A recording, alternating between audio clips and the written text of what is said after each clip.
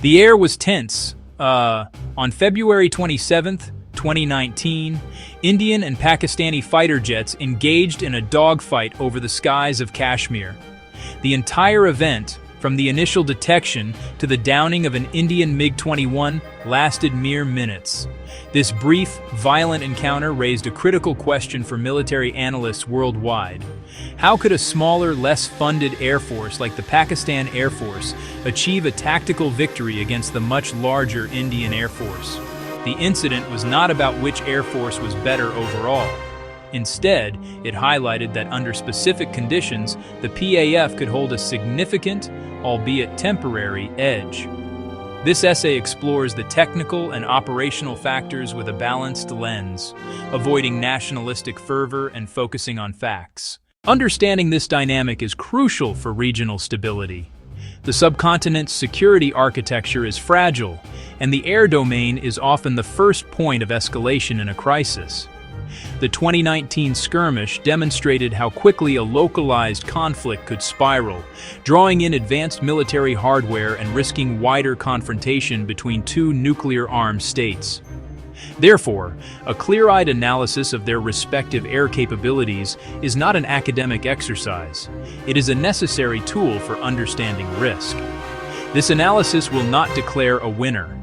It breaks down air power from aircraft and weapons to pilot training and geography, to explain how the PAF has cultivated specific strengths to counter the IAF's numerical superiority. The scope is deliberately narrow. It focuses on the tactical level, the realm of individual engagements and limited operations, not a full-scale protracted war. In a prolonged conflict, India's larger economy, industrial base, and sheer number of assets would likely prove decisive. The Indian Air Force's primary advantage is its size and diversity.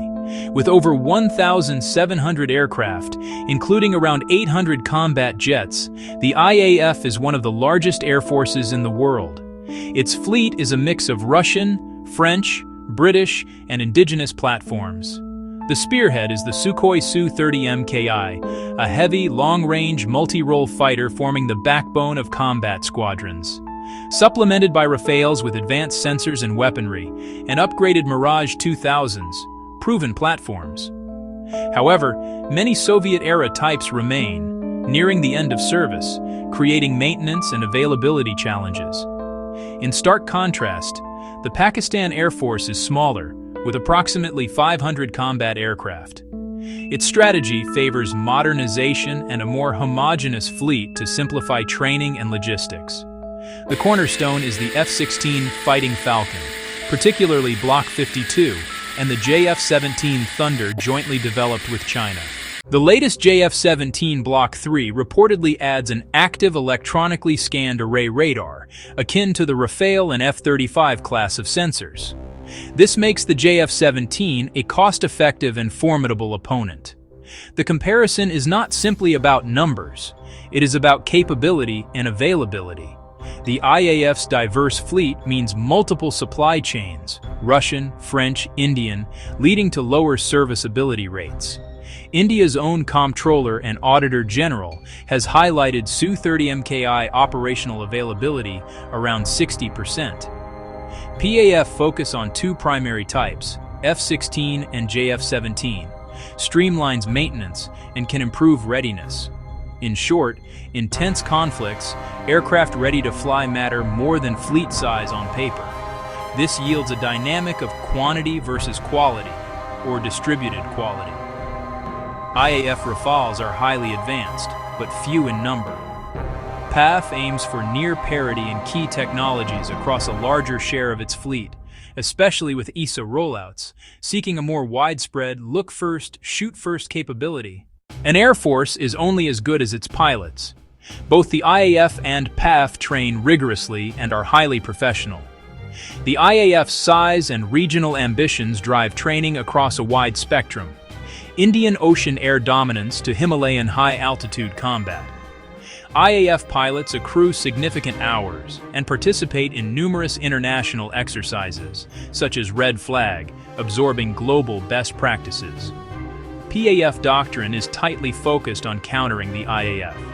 simulating engagements against expected aircraft and tactics in the Kashmir theater.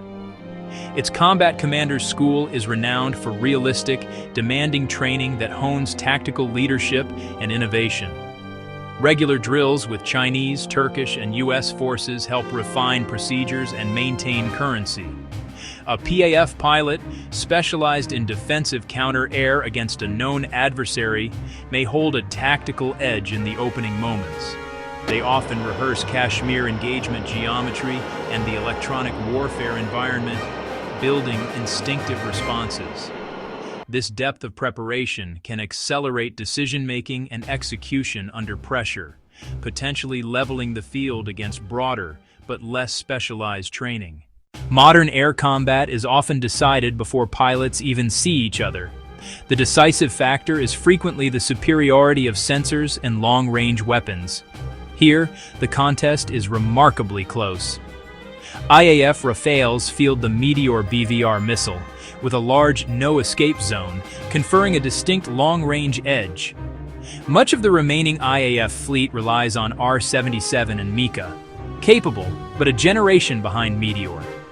PAF F-16s employ AEM-120C5 AMRAAMs, combat-proven and broadly comparable to many IAF missiles. The emerging PL-15 on JF-17 Block 3 is a very long-range missile, potentially rivaling Meteor if widely deployed.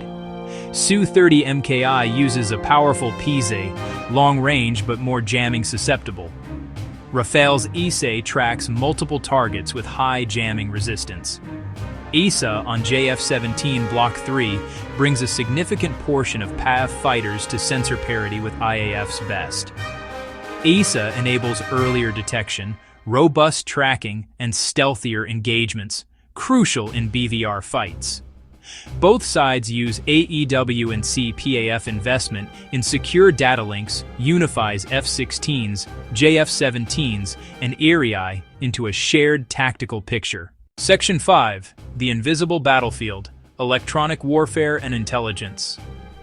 In the 21st century, the electromagnetic spectrum is a battlefield. Electronic warfare, jamming radars, communications, and missile guidance can be decisive. IAF fields dedicated EW platforms and advanced self-protection suites like Rafale's Spectra. PAF emphasizes integrated EW. Reports from 2019 note Falcon DA-20 standoff jamming to degrade IAF coverage and comms. India enjoys stronger space-based ISR, but tactically both rely on UAVs, AEW&C, and ground radars.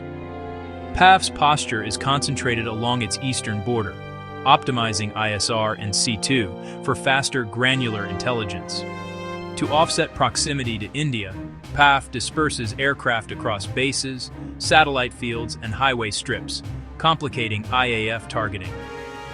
IAF forward bases are closer to the border, hardened and defended, but with shorter warning times. Kashmir's terrain creates radar shadows. Low-altitude approaches and terrain masking can reduce detection time. PAF's streamlined fleet may generate sorties faster, a key multiplier in short conflicts. Section 7. A Calculated Strike. IAF Mirage 2000s with Su-30 escorts launch at dawn, backed by Falcon AEW&C. PAF anticipates the route. Standoff jamming degrades IAF radars and comms. Two fighter flights scramble. Terrain and jamming delay Su-30 detection. JF-17s fly low under ARI guidance via secure links. AESA-equipped JF-17s achieve early locks and launch from beyond R-77 range, forcing Indian escorts defensive. With escorts pinned, Mirages aboard. F-16s enter to pressure the escorts. Chaos ensues at closer range. Even without shootdowns, the PAF has tactically succeeded. The strike is thwarted. It is not simply large versus small. It is numbers, technology, training, and geography. IAF holds strategic quantity.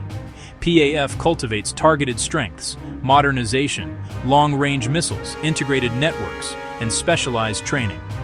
Watch the pace of JF-17 Block 3 and PL-15 fielding, IAF Rafale induction, Tejas progress, and Su-30 MKI serviceability. The side that builds resilient, EW-resistant networks with secure data links and loyal wingmen gains decisive advantage.